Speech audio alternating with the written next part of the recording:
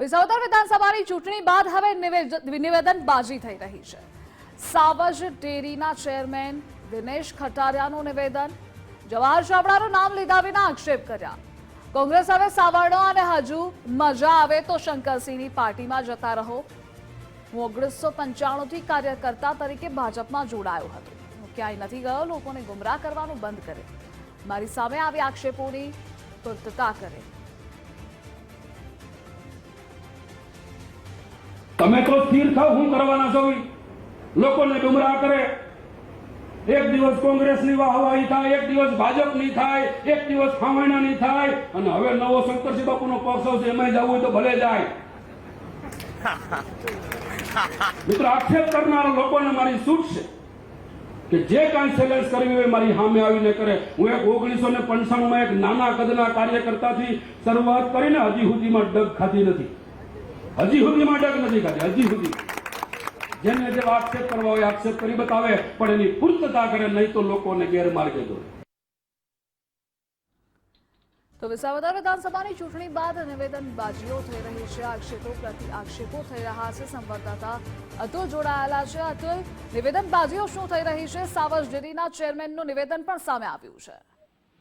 જી ધ્રુવી શાહ, આપને ચોક કટાડ્યું કે જે રીતે વિસાવદરની સીટ ઉપર જે આપના જે ઉમેદવાર હતા ગોપાલ ઇટાલિયાની જીત થતા જુનાગઢ જિલ્લાનું રાજકારણ છે તે ગરમાયું છે।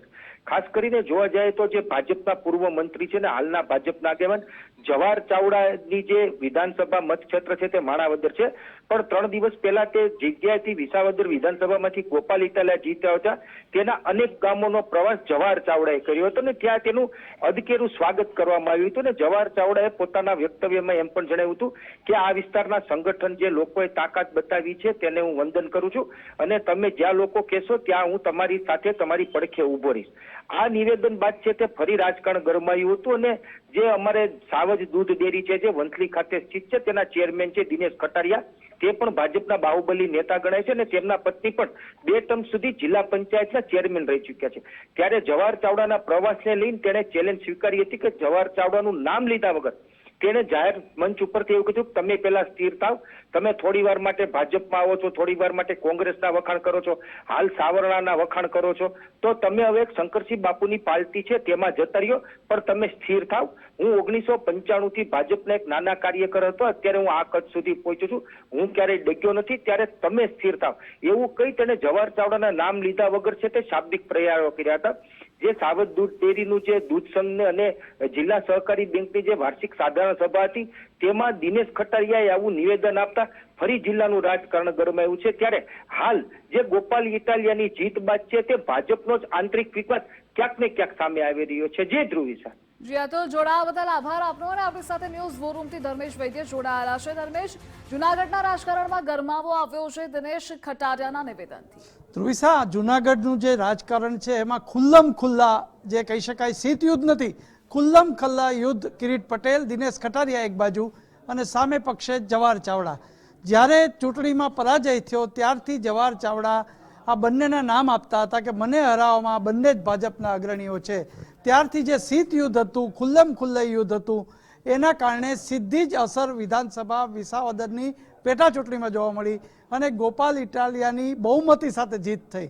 અને એ પછી જવાહર ચાવડાનું વિસાવદરમાં આગમન, વાજતે ગાજતે એમનો આવકાર, ઉપરાંત એમણે જે સંગઠન શક્તિને બિરદાવી અને ગુજરાતમાં વિસાવદરની સંગઠન શક્તિને આવકાર એવું જે સ્ટેટમેન્ટ આપ્યું, એનો જવાબ ગઈકાલે જુનાગઢ જિલ્લા મધ્યસ્થ સહકારી બેંક અને સાવજ ડેરી બંનેની વાર્ષિક સાધારણ સભા હતી, એમાં દિનેશ ખટારિયાએ આપ્યો છે।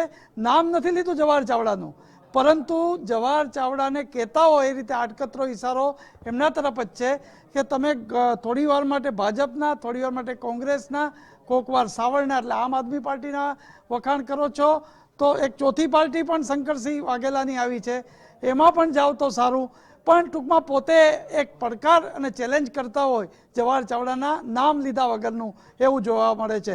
આ બંને વચ્ચે, બંને અગ્રણીઓ વચ્ચે ખુલ્લું યુદ્ધ છેલ્લા વિધાનસભાની 2022ની ચૂંટણી પછી છે, અને એનો જે કહી જે વિસાવદરનું પરિણામ આવ્યું, ગોપાલ ઇટાલિયાની જીત થઈ, અને જુનાગઢમાં પણ જ્યારે ગોપાલ ઇટાલિયાની વિજેતા સરઘસ નીકળ્યું ત્યારે જવાહર ચાવડા જિંદાબાદ બોલાયું, ખુદ ગોપાલ ઇટાલિયા પણ બોલ્યા અને એ પછી વિસાવદરની મુલાકાત પછી એમણે આ ભલે સહકારી ક્ષેત્રની આ સાધારણ સભા હતી પણ દિનેશ કટારિયાએ ચેલેન્જ નામ લીધા વગર જવાહર ચાવડાને કીધી છે કે ભાઈ તમે કોઈ પણ એક પક્ષમાં આવો, આવું એમણે ચેલેન્જ આપી છે. જી ધર્મેશ, જોડાવા બદલ આભાર આપનો.